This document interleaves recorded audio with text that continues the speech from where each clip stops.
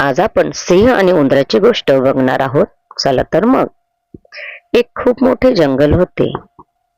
त्या जंगलात अनेक प्राणी, पशु, पक्षी राहत होते.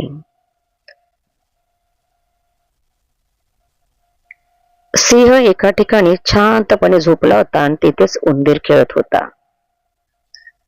तो त्याच्या अंगाजवळ खेळत होता, त्यामुळे सिंहाला जाग आली आणि सिंह त्याला रागवला आणि म्हणाला, मी तुला खाईन. उंदीर बोलला, माफ करा, मी तुमची मदत करेल. सिंह हसतो आणि त्याला दयाळूपणे सोडून देतो.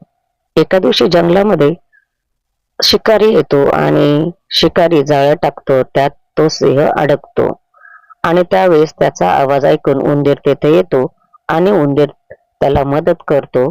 ते जाळं कुरतडतो आणि त्याची सोडवणूक करतो. अशा रीतीने ते दोघं चांगले मित्र बनतात.